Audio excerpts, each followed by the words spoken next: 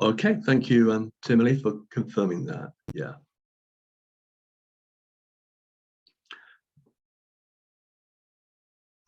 So I'll just say a couple of things about myself. My name's Simon Smith, and like Bennett, your link tutor, I work at the School of Humanities at Coventry University. And that's just for a bit of context, that's a picture of our main campus. I don't know who these students are, but anyway, this building over here, this is the George Eliot building, which is where we work. And this building here is kind of a student union building. And in the background here, you can see a spire of the this is the tower of the old Coventry Cathedral, which you may know was mainly destroyed in a bomb in the Second World War, but the tower is still there. Yeah, I think I can hear some. I'm just going to press the mute button. I could hear a little bit of background noise. Okay. And that's just a reception for the building. I've been working at Coventry University for about 11 years now, and before that, I was actually based in China at this joint venture university here, very modern looking place.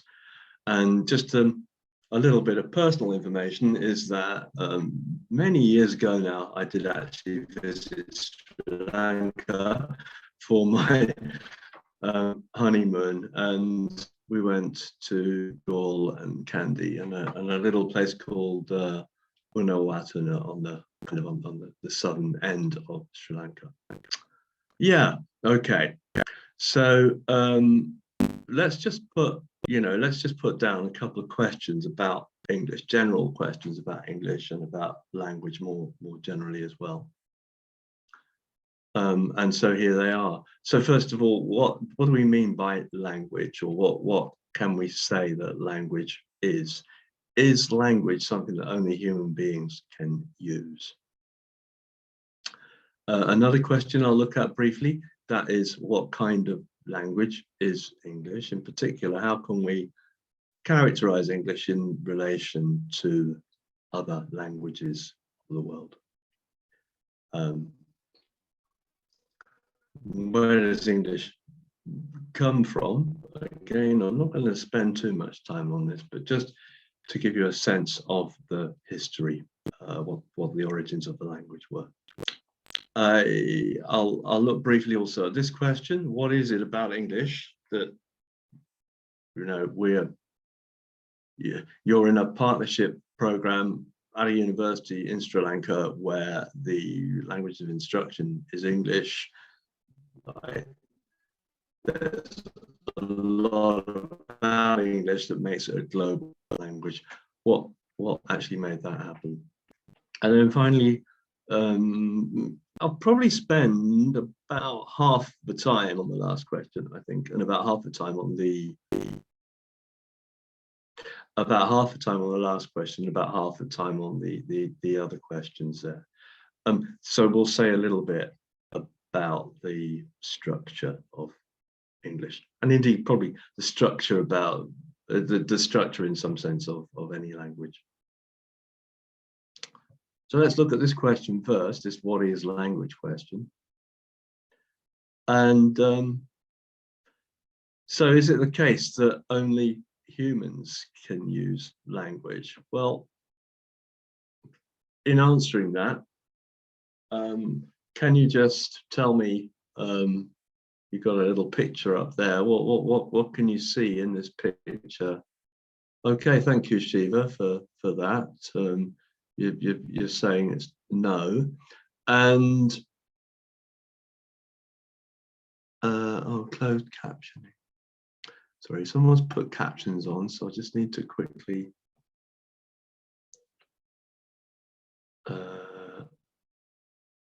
I just need to quickly hide.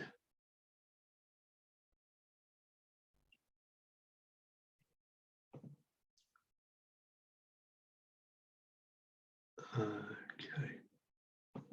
All right, that should be okay. Yeah. What kind of animals are these? Oh, by the way, if you want These? to answer, thank you. Yeah. Do feel free to turn on your microphone and speak if you wish, or alternatively, you can just type in the chat box there. Yeah. Okay. So this is bees dancing. Has anyone heard about this phenomenon of bee dancing before? Yes. During mating like season, they actually form this sort of complex movements that are sort of called bee dances usually. Yeah. Okay. Thank you. Yeah. So basically, honeybees perform this kind of dance. They go to, obviously, a food source for bees is suitable flowers, and when they return from finding a food source, they do this kind of, it's not really very much like dancing, but it does show a few things. It shows a direction relative to the sun. It gives you an idea of the distance from the bees, where they are, the bees hive to the food source. And they think, but it's not certain, maybe there's some information about the quality of the food source as well. So do we think that that is a kind of language? You feel free to type in the chat yes or no if you think it is or isn't. Let's think about something else. Just can you tell me what kind of animal this is? A chimp or an ape? Yeah, that's a chimpanzee. Yeah, and you can see that there's some kind of communication going on between the person and the chimp. You know, some people talk to their own pets, don't they? But in the case of training these chimpanzees, some of them had some kind of limited ability to communicate. So there's one called who apparently understood 100 words of language. Another chimp, these are the chimp's names, by the way, another chimp called Vicky who could actually pronounce mama, papa, and these words. And Washo, which is this one here, who used sign language, a little bit like the sign language of the deaf community, making sentences. And you can probably think of other examples. Question here is, you know, are the animals really using language? Clearly, yes, they are communicating. Is it really a language? So back in 1959, this guy called Hockett came up with the idea of design features for language. And the idea of design features for language is to kind of define that by which a means of communication could be said to be a language.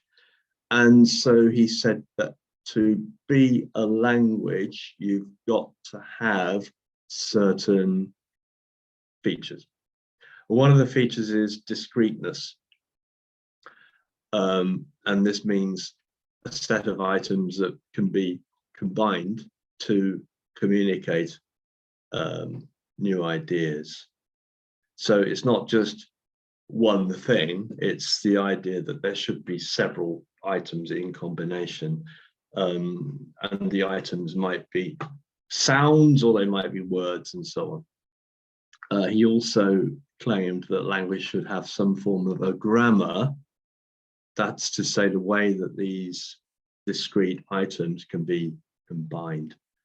Then there's also the notion of displacement.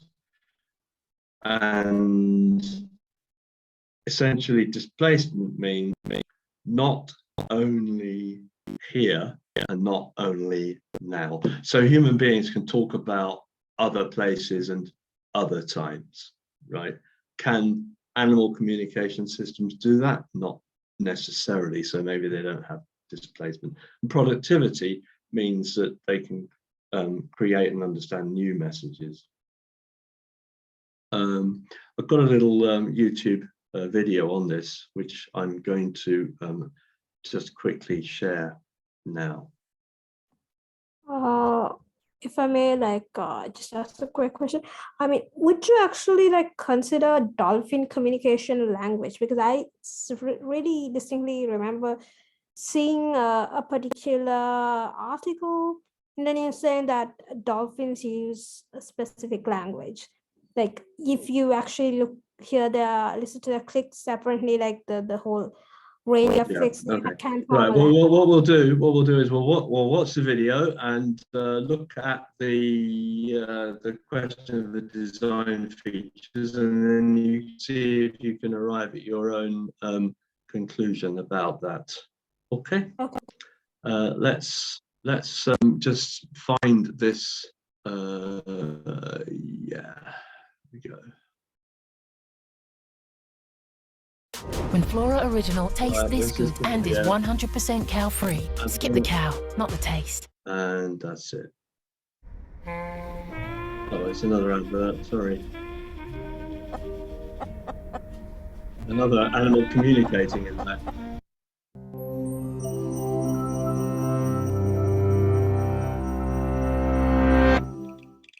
All animals communicate. Crabs wave their claws at each other to signal that they're healthy and ready to mate.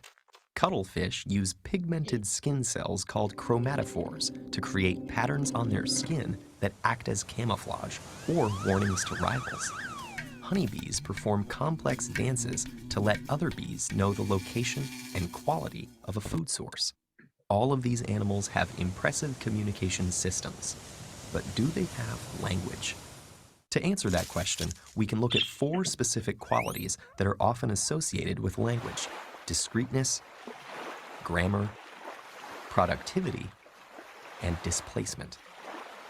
Discreteness means that there is a set of individual units, such as sounds or words, that can be combined to communicate new ideas. Like a set of refrigerator poetry magnets you can rearrange to create different phrases. Grammar provides a system of rules that tells you how to combine those individual units. Productivity is the ability to use language to create an infinite number of messages. And displacement is the ability to talk about things that aren't right in front of you, such as past, future, or fictional events. So, does animal communication exhibit any of these qualities? For crabs and cuttlefish, the answer is no. They don't combine their signals in creative ways. Those signals also don't have to be in a grammatical order. And they only communicate current conditions, like I am healthy or I am poisonous. But some animals actually do display some of these properties. Bees use the moves, angle, duration, and intensity of their waggle dance to describe the location and richness of a food source. That source is outside the hive, so they exhibit the property of displacement. They share that language trait with prairie dogs, which live in towns of thousands and are hunted by coyotes, hawks, badgers, snakes, and humans. Their alarm calls indicate the predator's size, shape, speed, and even for human predators, what the person is wearing and if he's carrying a gun. Great apes like chimps and gorillas are great communicators too. Some have even learned a modified sign language. A chimpanzee named Washoe demonstrated discreteness by combining multiple signs into original phrases, like please open, hurry. Coco, a female gorilla who understands more than 1,000 signs and around 2,000 words of spoken English, referred to a beloved kitten that had died. In doing so, she displayed displacement, though it's worth noting that the apes in both of these examples were using a human communication system, not one that appeared naturally in the wild. There are many other examples of sophisticated animal communication, such as in dolphins, which use whistles to identify age, location, names, and gender. They can also understand some grammar in a gestural language researchers use to communicate with them. However, grammar is not seen in the dolphin's natural communication. While these communication systems may have some of the qualities of language we've identified, none display all four. Even Washoe and Coco's impressive abilities are still outpaced by the language skills of most 3-year-old humans. An animal's topics of conversation are usually limited. Bees talk about food, prairie dogs talk about predators, and crabs talk about themselves. Human language stands alone due to the powerful combination of grammar and productivity on top of discreteness and displacement. The human brain can take a finite number of elements and create an infinite number of messages. We can craft and understand complex sentences, as well as words that have never been spoken before. We can use language to communicate about an endless range of subjects, talk about imaginary things, and even lie. Research continues to reveal more and more about animal communication. It may turn out that human language and animal communication aren't entirely different, but exist on a continuum. After all, we are all animals.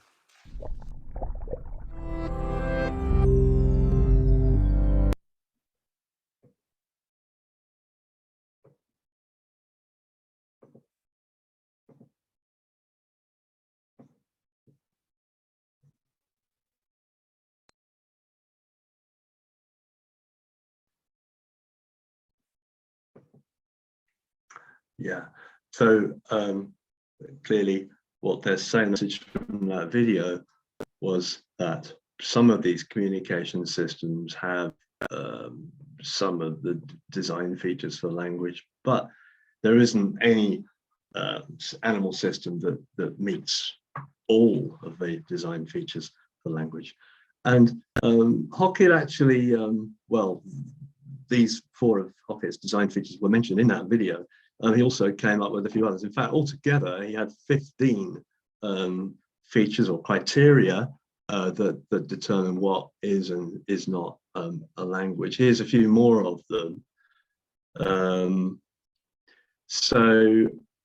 Maybe you can figure out what this might be. The criteria of rapid fading. Would anyone care to guess by typing in the chat, perhaps, what might be meant by the criterion of rapid fading?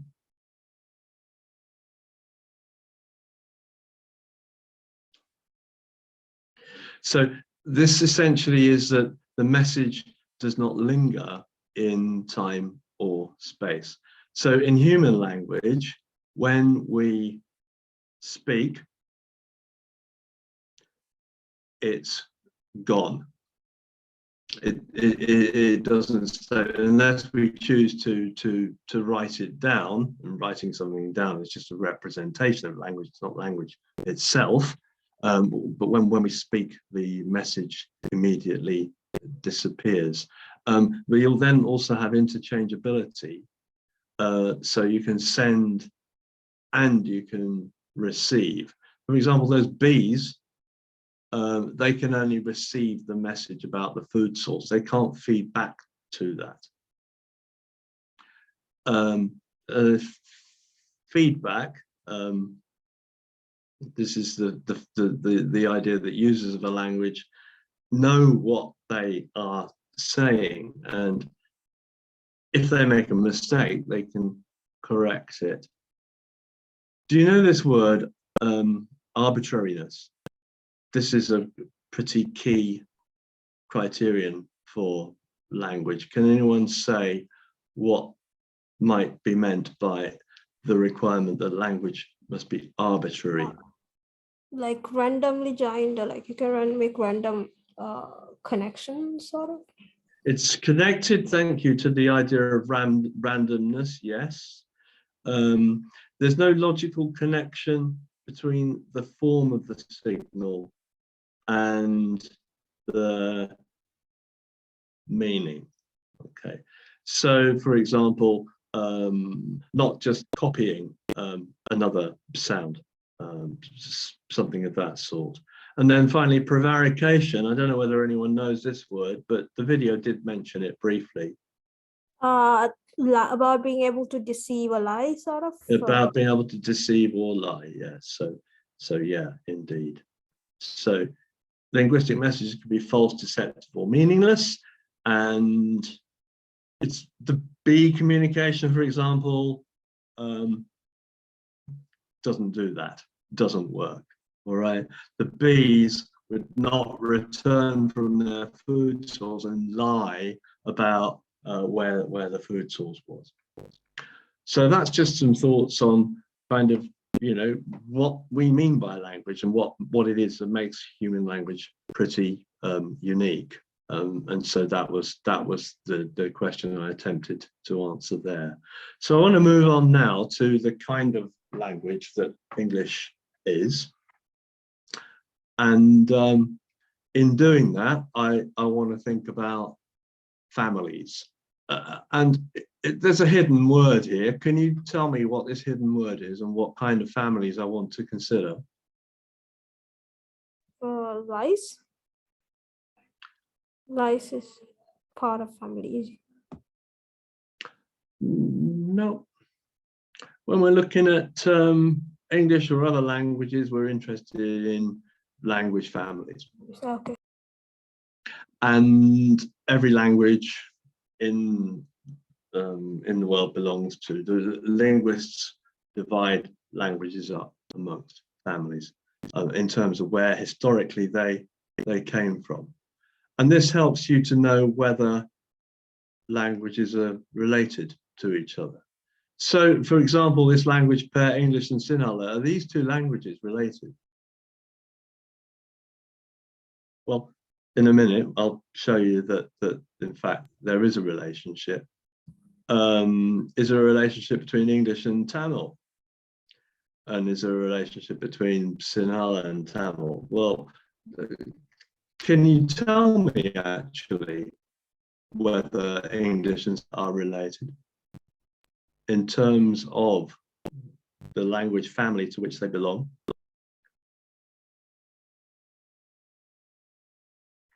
I would encourage people to, if you want to give a response or express a view, then please do so by typing into the Zoom chat window.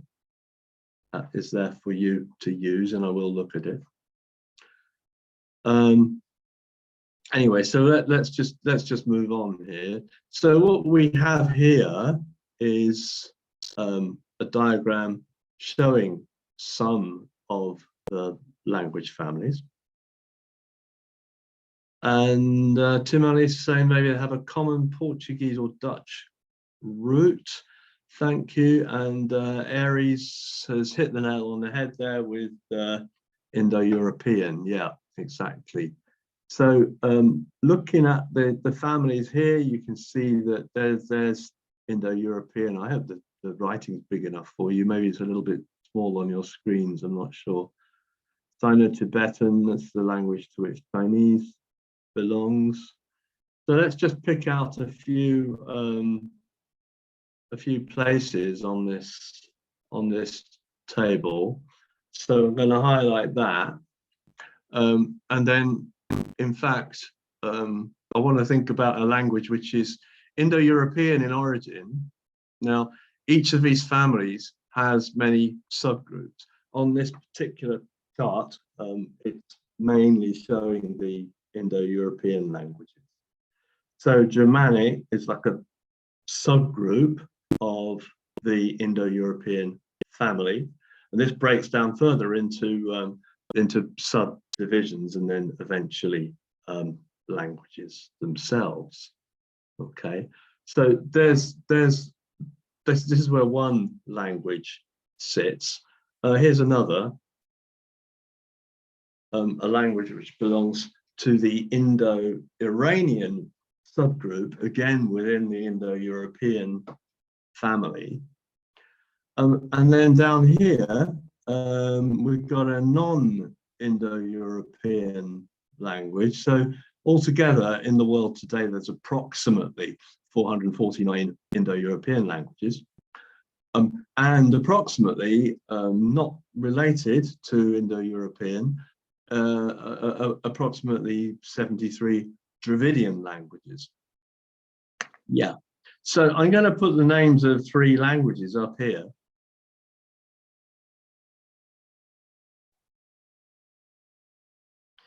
Right, and I'd like you to tell me, of these 3 languages, Sinhala, English, Tamil, where should I put them on that chart?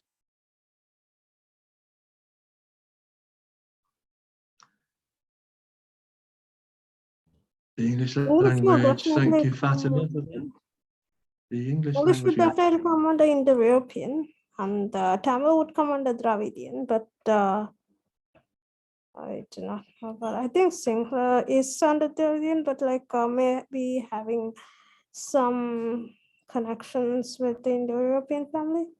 Yeah. Okay. So yeah, basically that's that's correct. So English goes up here. So English is an Anglo-Frisian language within the Germanic subgroup, which is in turn part of the Indo-European family. And then Sinhala is in the Indo-Iranian subgroup, but again within the Indo-European family. And the Tamil language is in the Dravidian language family, along with most of the languages of southern India. So most of the languages of the northern part of India, and also Sinhala, which is derived from, as someone said in the chat, I think essentially Sanskrit, part of Indo-European, and then the southern Indian languages, and including Tamil, in the Dravidian language family. And then we can look again at, here's a different, slightly differently organized chart of just the Indo-European, or indeed Proto-Indo-European. This means the original form, because thousands and thousands and thousands of years ago, this was the language, and it developed into this, then develops into this, and so on. And so you can see, first of all, here we saw Anglo-Frisian on the other slide, and you can see how Anglo-Frisian developed into Old English, then Middle English, and then Modern English, which I speak.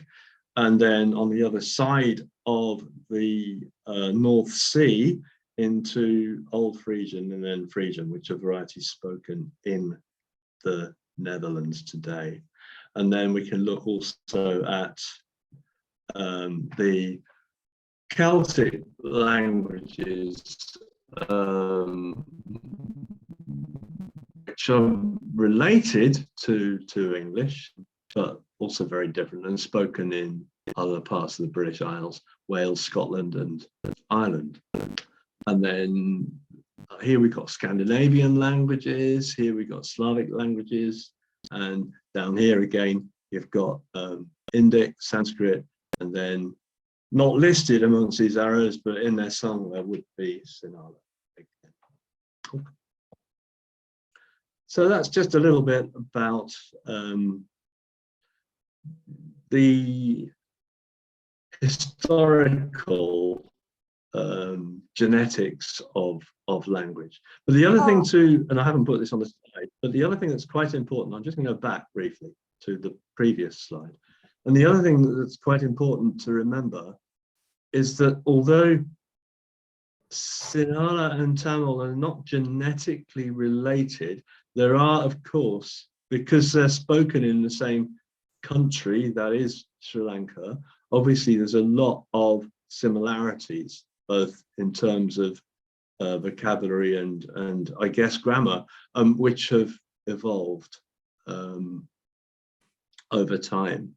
But that's a geographical connection and not a genetic connection.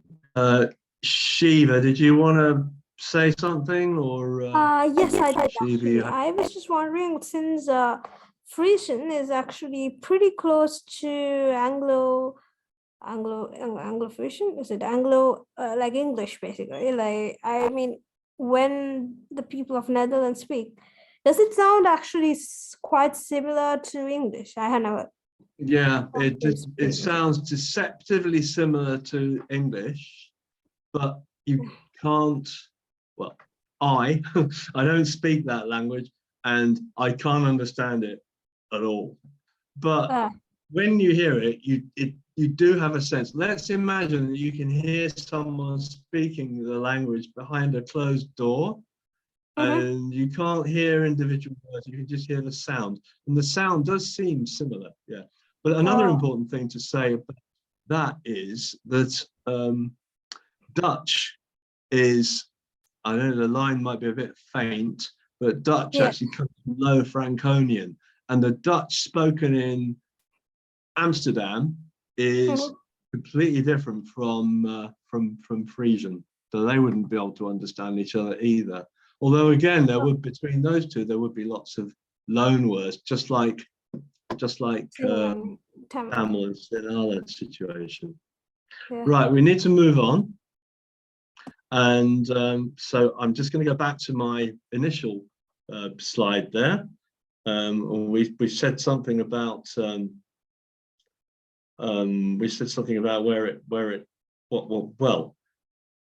what kind of language it is in terms of the language family, and we will return to that. Where does English come from? So, yeah, from genetically from Indo-European.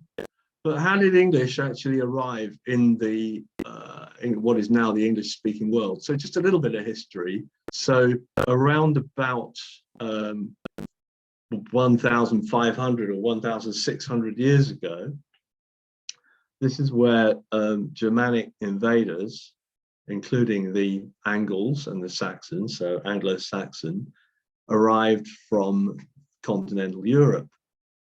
And at that time, in England, Celtic languages were spoken by Britons in England.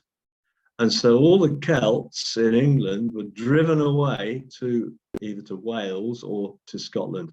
And the Welsh language and the Scots Gaelic language still exist to some extent in those countries. So the dialects of these Germanic invaders were called Englisk. And as we've said, English is a Germanic language, so it's related to Dutch, particularly closely to Frisian, yes, but also to Dutch, German, and these other languages. So here you can see the pattern of invasion from largely from Scandinavia, and the different parts that they arrived in, and you can see how they never succeeded in occupying Scotland or Wales or the southwest of England, Cornwall, which in all these areas have or had their own Celtic language, which in some cases is still in use today. Then let's just quickly look at the chat. Germanic invaders, indeed, yeah. Yeah, so the Norse invasions took place about 300 years later, and you can see that this time, here are their homelands, and these are the areas they occupy. So this time they got to Ireland, they got to the west of Scotland as well as England, and also the west of Wales. And these are just some examples of words that are in English today that originated in these Norse languages. Then the next thing that happened was William the Conqueror. This is a famous tapestry which shows William the Conqueror killing the English king Harold. Does anyone know? Probably you won't. Why would you? Does anyone know which year William the Conqueror arrived in England? It's a famous date. 700s, sort of. it's a famous date which English school children all know, and it's 1066 when the French invaded England, and Norman French became the official language in England. And so for that reason, the English adopted a lot of French, both French and indeed Latin vocabulary. And you can see that quite often in English, we have these pairs of words, two words, which essentially mean the same thing. So if you're feeling, if you're very hot and your skin is reacting to the heat, then we have the Germanic origin word sweat. And we also have the French or Latin origin word aspire. And essentially they mean the same thing. Another example is cooking, which is, gosh, actually, I mean, I'm just thinking that this originally does have a Latin origin, but the word cooking comes more directly from a Germanic word, whereas the word cuisine, which has come to mean in English kind of type of cooking, is a French word. So yeah, English has, of course, like every language, it has a lot of loan words, and loan words mean words that have been borrowed from another language. Usually loan means you borrow some money and you pay the money back, doesn't it? But with loan words, there's no real sense that you kind of get the word, but you're probably not going to give the word back. However, that's what we call them, loan words. So a sort of movie example of a loan word. What language actually does this loan word kung fu come from? Can anyone tell me by typing in the Chinese? Yeah. Try and give Shiva, if we can, probably be good to try and give other people an opportunity to speak as well. Again, if people would like to type in the chat the responses, that would be fine. But yeah, you're absolutely right. That's a Chinese origin word. Yeah. What about this one?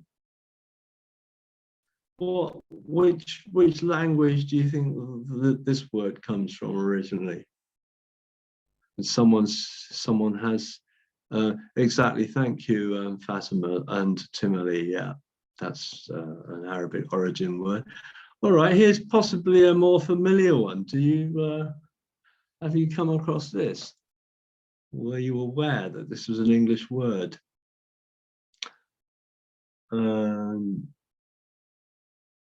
Yeah, okay, I can see the chat answers. Thank you, Shiva. Yeah, it's actually originally a Sinhala word, and it's very.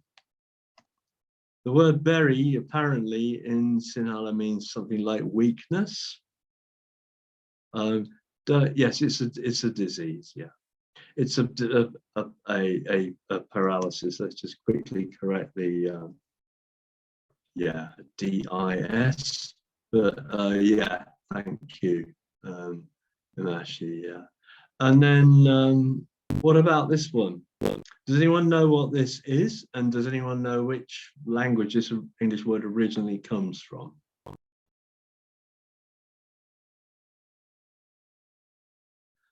Yeah, and to be honest, Sheila, you're absolutely right. I expect you were all kind of expecting it to be a Tamil word, and it's it's a kind of boat.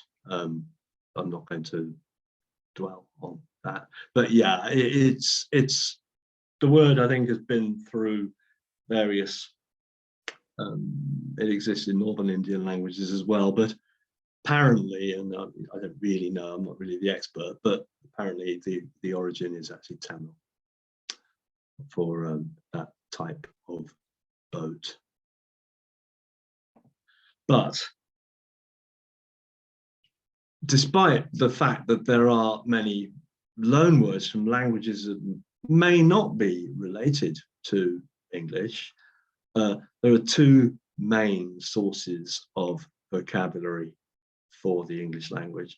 Would you like to tell me what those two main language sources are for English vocabulary? Which two languages or which two origins do most English words come from? Thank you, Fatima. Exactly. Greek and Latin. Greek and or Latin is one. Yeah. Both, thank you, Shiva, both are from Europe.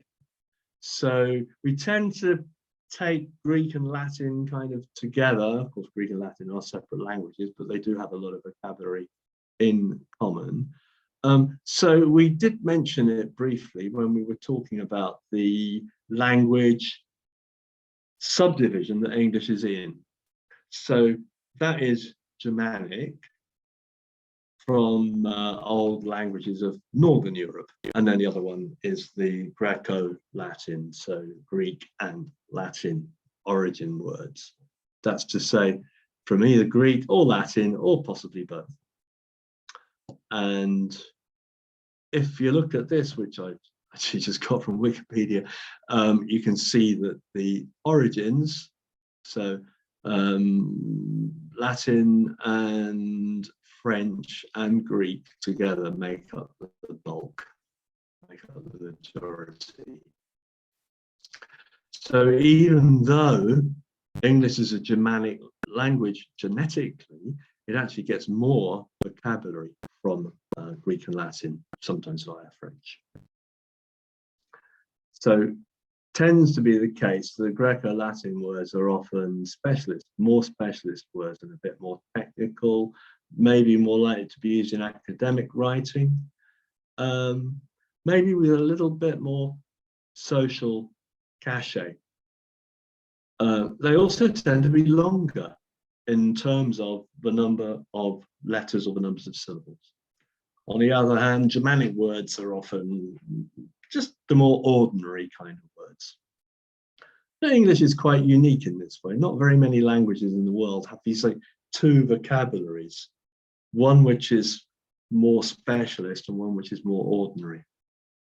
Words are, of course, typically shorter. I'm just going to put up a couple of lists of words here. On the left, you've got discover, intelligent, and some other words. And then on the right, you've got find. What can you tell me about each row? So there's two words in each row, and both words in the row, what can you tell me about them?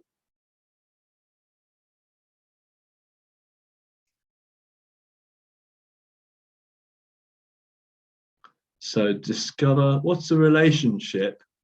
What's the relationship between discover and find? Can you tell me about the meaning?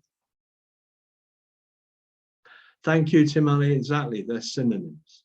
They're the same, well, roughly the same meaning. We can say they are more or less equal. And then we've got intelligent, clever, profound and deep, predict and foretell, and so on.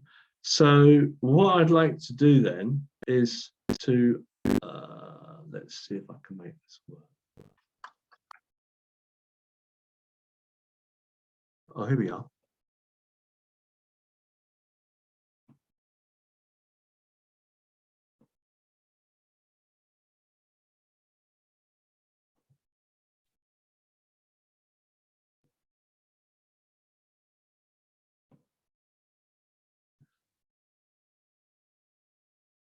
Okay, so do you think that the Germanic words are on the left or the right?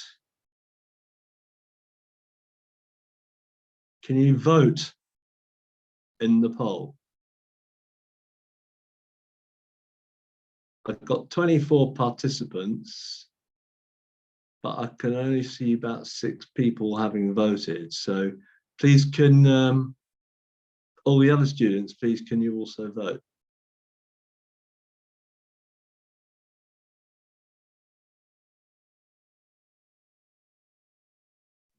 Sorry, I made a mistake while voting.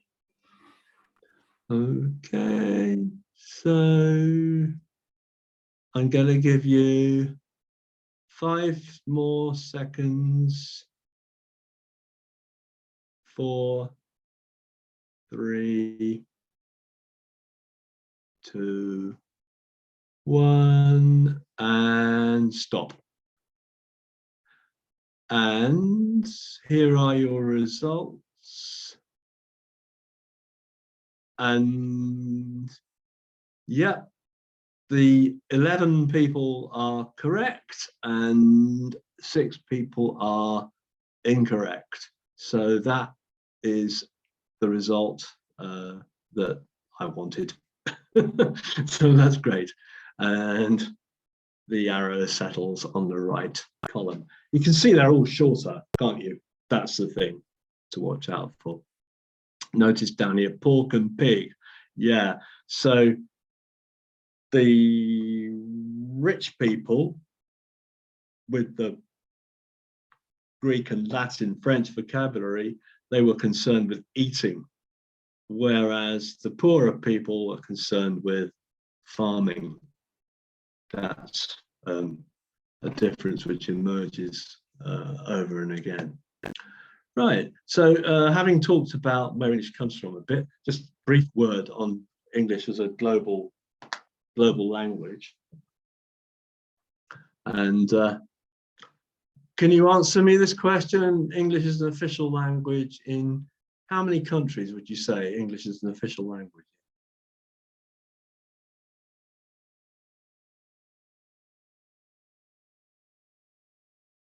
Anyone want to type a guess?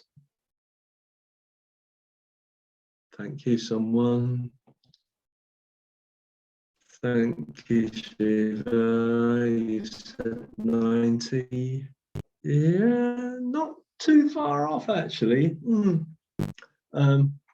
Yeah, here's an air traffic controller. Of course, English is the international language of air traffic control, as well as science and technology and business and diplomacy. Actually, for diplomats, French used to be the dominant language, but that's changed now, and English is pretty much dominant in all those fields. Of course, English is used by a large number of non-native speakers as a lingua franca in situations where they need to communicate with other non-native speakers. Yeah, so let's see if you can get any of these figures.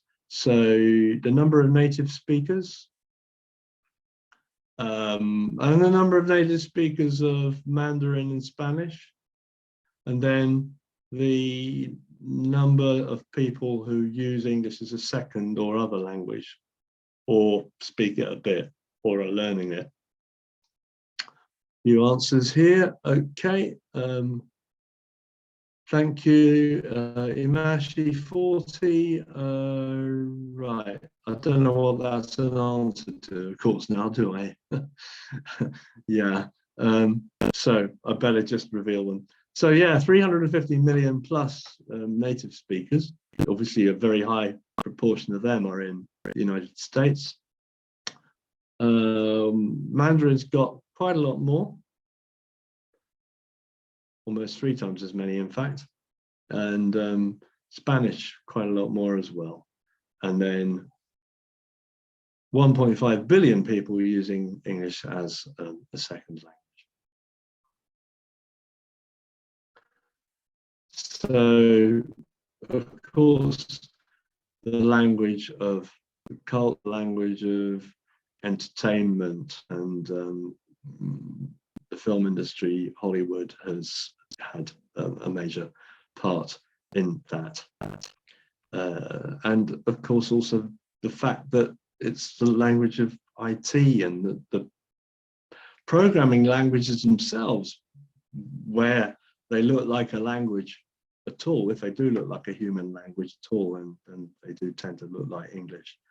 The other factor, of course, is the British Empire. This is not something that people in modern day Britain are very proud about, and in fact, not very proud at all. But nevertheless, this has had a big impact on how widespread the language has become. And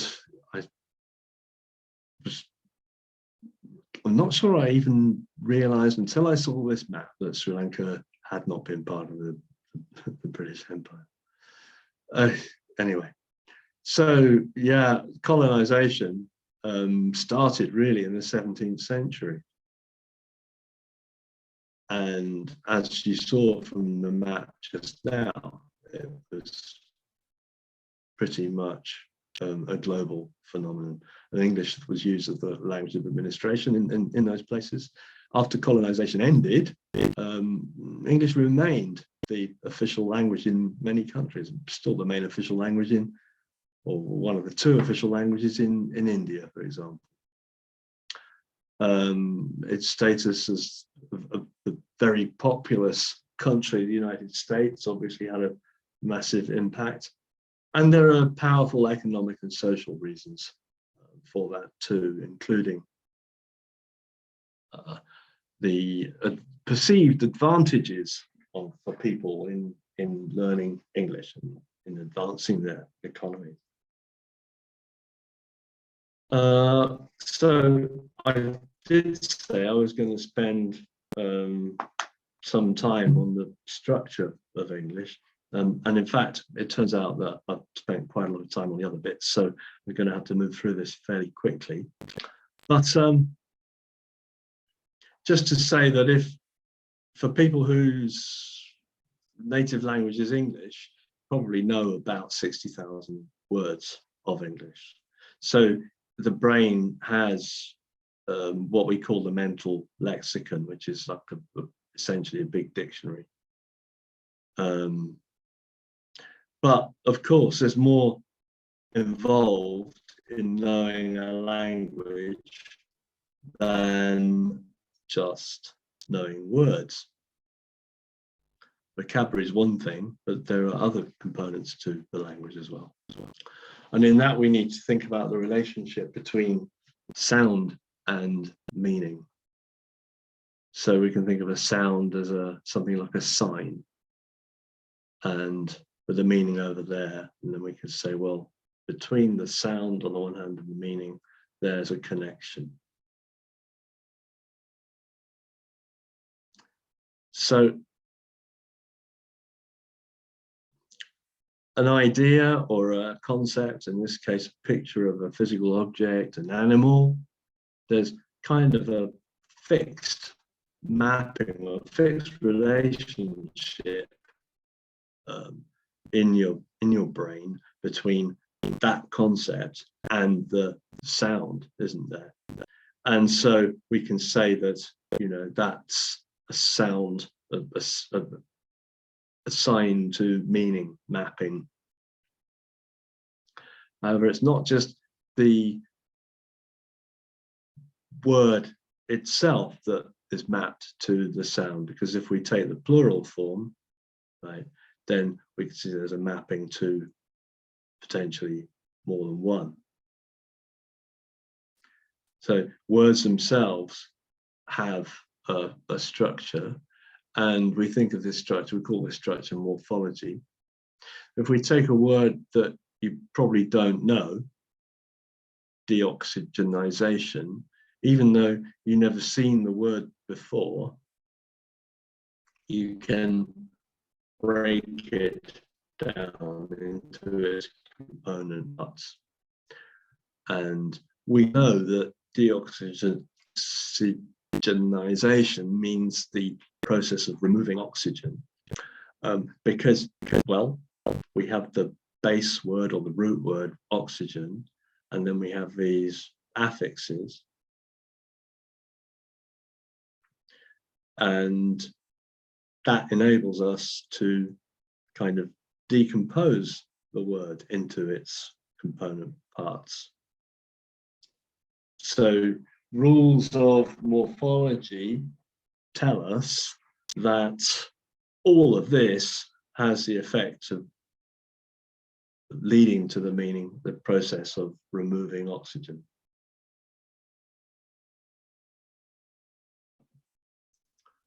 So linguists analyze language under a number of different headings. If we, or different layers, we can start with the top of a sort of tree and put this heading here, linguistics, and then fill out the lower part of the tree here. And can you tell me by typing in the chat what these three sub areas of linguistics are? This one's pretty easy, right? So we're going to, yes, thank you, Shiva. So we're going to look at the sounds of language. And then we're also, so at another level, another linguistic stratum, we think about this one, which is right. Yes, thank you, Shiva. So we got the morphology comes later. So we're looking at the sounds, and then we're looking at the grammar, and then we're looking at the meaning, right? And so then I can add another layer.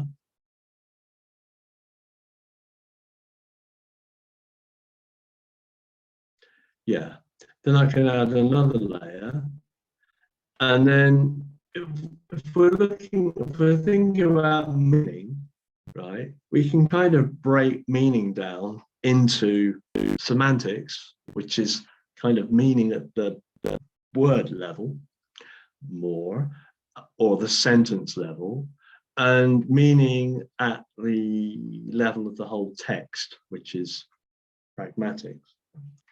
So having given that one away, can we start over here? So what are the substrata of the study of sounds of language? What's this one?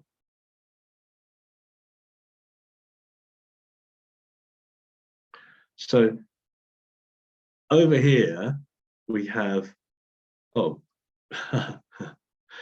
they're going in a different order to the order I expected. Yes, thank you, Shiva and Kadina Pulgadinali, and yeah, you three. Yeah, so the order actually in which I've done the slides is to look at the grammar first, and let's just wait for the internet, right? Yeah, so syntax and morphology, which Shiva mentioned earlier. So with syntax, we're talking about the order of words, or the structure of a sentence. With morphology, we're talking about the structure of the word itself.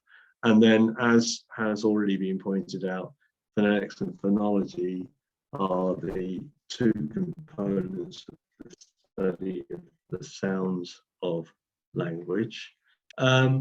So when we're in terms of syntax, which of these is correct? Well, in linguistics, we always put a star. The star means the incorrect form, whereas without the star means it's the correct form. So obviously in English, we can say John had lunch, and we cannot say John lunch had, even though we could probably guess what it meant. All right. So syntax is about the way words are arranged to make sentences. On the other hand, if we look at this pair, right, John had lunch again, and then here, this incorrect form, John have lunch, right? This is a function of morphology, not syntax. So it's had, not have. So morphology is about the way words are modified to fit the context of the sentence. And it's important to remember that what linguists are interested in studying is not what people, in some sense, ought to say or should say. This is not important. What is important is how people actually use the language. Why? Because linguistics wants to be a descriptive science and not a prescriptive science. It seeks to describe and not to prescribe or tell you how you should do something. So syntax obviously is quite important. You can see that if you have the same words arranged differently, there can be an entirely different meaning. So, for example, the newspaper headline, "Dog bites man," has, even though the same words are being used with a reorganization of the words in the headline. And by the way, this is a completely, I actually had to fake this because I couldn't find it anywhere on the internet. But this one is actually a genuine news story. So languages need syntax in order to be able to clarify that kind of distinction. Changing the words here or changing the word order here, you can see it changes the meaning completely. And the constraint on how we can combine them is the word order. Do you know this? The majority of languages in the world, are they subject, then verb, then object, or are they subject, then object, then verb? This is another way of classifying languages. So most world languages are SOV, and if you look at English, that's an exception. Subject, verb, and object in English. I've taken the same sentences, I've run them through Google Translate, and I assume this is a subject, verb, object sentence. I took this sentence, I ran it through Google Translate, and I put a question mark. The question mark in linguistics means I'm not really sure, because I don't speak that language. And so I've checked on both Tamil and Sinhala, and at any rate, Google Translate supports the hypothesis that Tamil and Sinhala are both subject, object, verb languages. Are these sentences actually correct, please? Can anyone tell me? Yes. I assume from your silence that they are.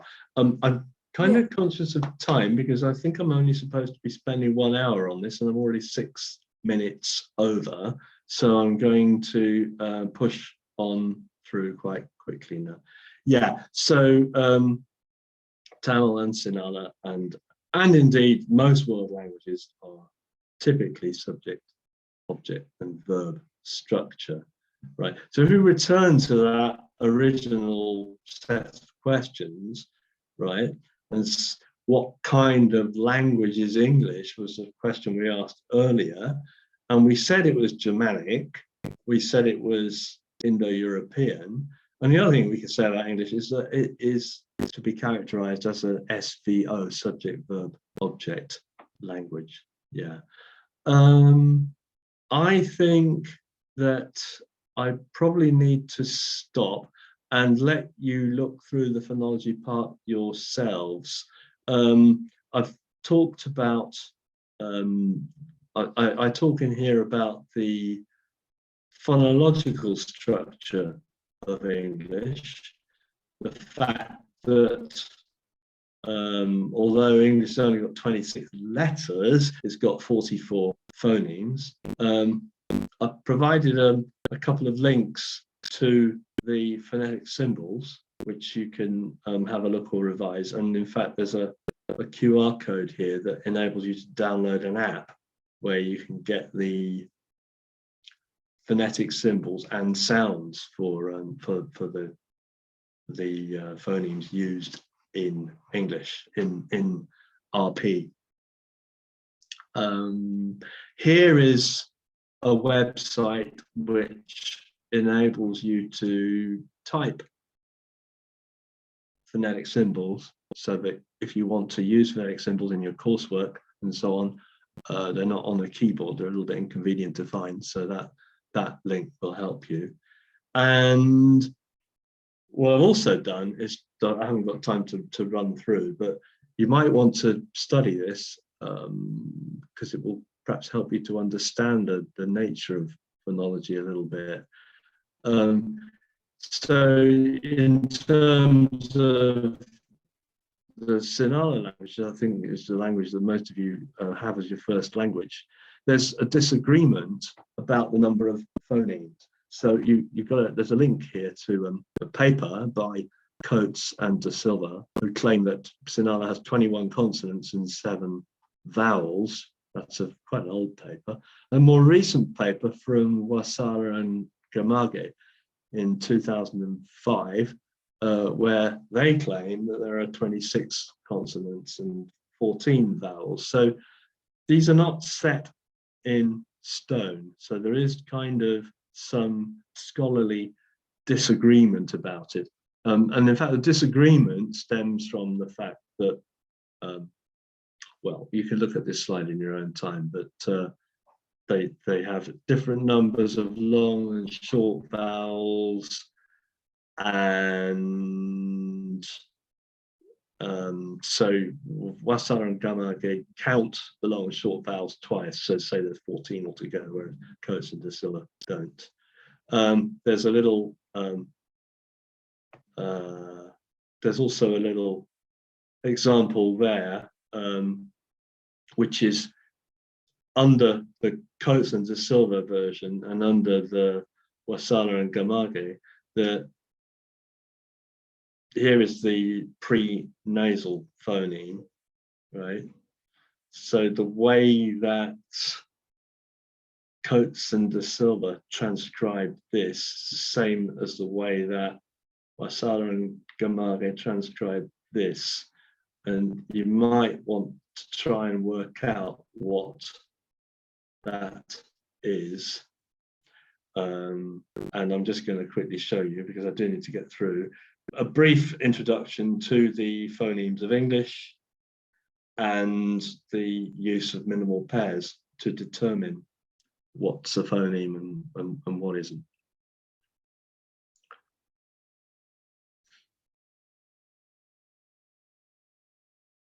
So this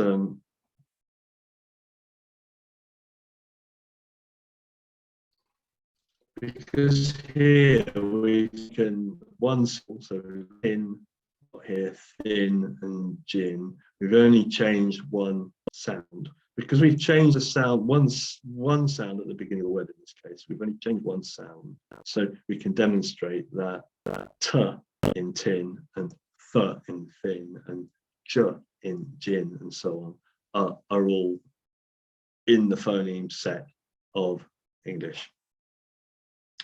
I would invite you to have a look at these two sources, which are on the slides and which I think you were actually sent details of in advance. And I'll make these slides available after we finish today. Just to say then, in summary, we looked briefly at the nature of language itself and the way in which English could be counted as a global language, and something a little bit rushed, I know, about the structure of English. So I hope that's been of some help to you. you will want to check with your link tutor or your own tutor at your institution to get a copy of the slides and the resources that are linked within the slides, and a recording of the webinar.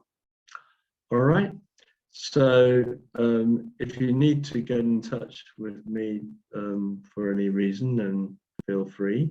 And that's all we've got. So thank you very much. Thank you for your attention. Thank you, Professor.